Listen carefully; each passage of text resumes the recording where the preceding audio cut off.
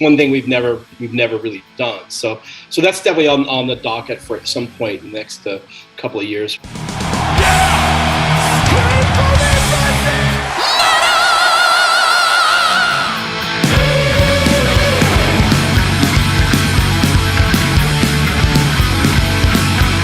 Anything still on the bucket list that you're like, you know what, by the time Metal Blade is 50 years old, this is something I would love to get to?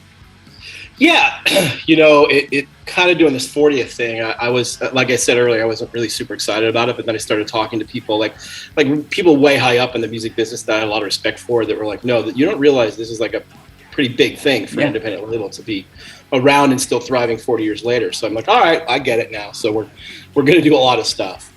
But yeah, there's a few things, we just started recently doing Metal Blade branded stuff. We've done a few things over the years, but we never really did a lot. We felt like, let's let the bands do all that. But now that the bands have done all that, we're like, hey, let's get in on this because it's fun. Yeah. So for part of our 40th, we're doing a vodka, we're doing a rum, we're doing a beer, we're doing a coffee, we're doing a tea, hot sauce as well, candles. We did a hot sauce. Yeah. We're doing shoes, all this kind of fun stuff. So that's really fun because, like I said, we really never done that with Metal Blade, and we had a lot of people ask us over the years. I thought, well, it's the 40th, let's start doing that sort of stuff. So that's really fun. And then the other thing that people ask me all the time, and I've always said, I don't know if I ever want to do that, just do a Metal Blade festival. We've had things like that for our 25th anniversary. We had a whole day at the New England Metal Fest where it was all of our bands playing. Right.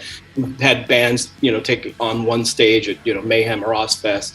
We've done that, but we've never done a Metal Blade festival, mostly because it's just, those sort of things are a nightmare to do because that's not what we do necessarily. But, we talked to promoters and different things. And I think that there's a way to do it the right way and have it be fun and not have it be super stressful for everybody. It's one thing we've never really done. So that's definitely on the docket for at some point in the next couple of years, once hopefully things get back to a more normal thing where people can travel and all that sort of stuff again. So those are a couple of things that we haven't done, and otherwise we're just kind of doing what we always do.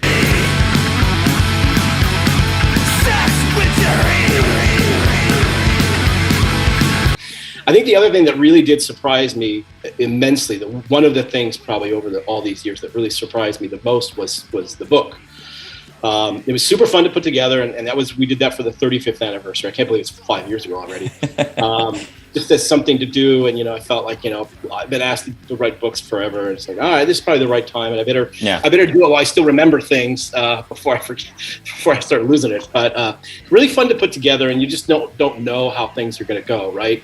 I felt pretty happy about it, but I wasn't really sure what the reaction was going to be. And look, we put something like that out, there's going to be some bad reactions, and you just have to be aware of that. But I was shocked by the overwhelming positive reactions to that book. I mean, it really blew me away. And from a lot of people who I never would have thought would read it, famous musicians and athletes and all this sort of stuff. So that really shocked me. I mean, I thought it would do okay. Yeah. But, we were #1 on Amazon for weeks and weeks on end. It wasn't until Bruce Dickinson put out his book, he knocked us off. That's quite all right. I'll take it from him. But, sure. But that really did blow me away. I was never expecting that. And so now I'm writing I've written another book now. We have to wait to put it out because of paper shortages. Right.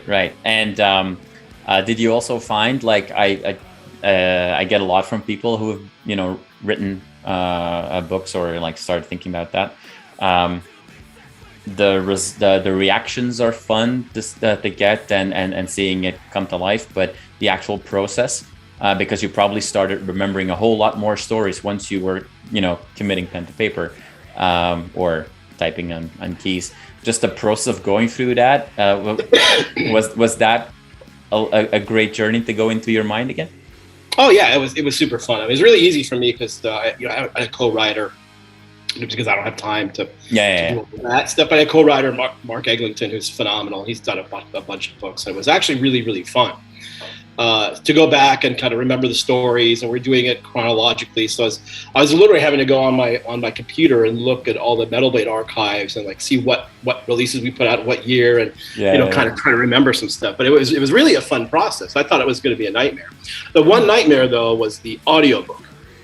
So that was very difficult to do. And I only had to read half of it because the other half of it was all the quotes from bands and stuff. So we hired the aforementioned John Bush, who does voiceover work as well, to read the other half. But unfortunately for me, this next book is all my writing. So I'm going to have to spend about a week or so in the studio trying to do that. But that's another thing that blew me away. It's like kind of like, I don't know. I don't have the best voice in the world, especially today with the allergies. But a lot of people really like the audiobooks. So I was like, it also kind of blew me away. I was like, oh, well, okay. Good. I'm glad I wasted the time doing it then.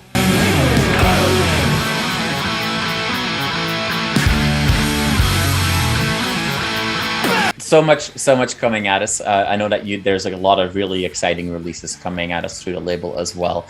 So that'll be cool. I think the idea of a Metal Blade full-blown festival would be cool as well. It'll be a long decision probably for you to figure out where you do that, because there would be people all over the world that want to do that.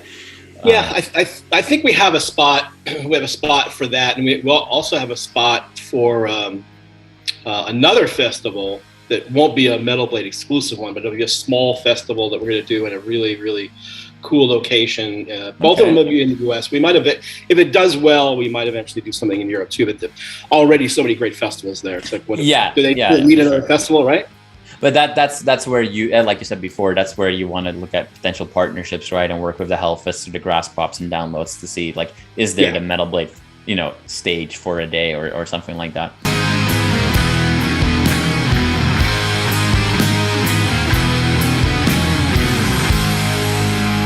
You are awesome for watching this video. Click right here to see more content like it and subscribe to the channel.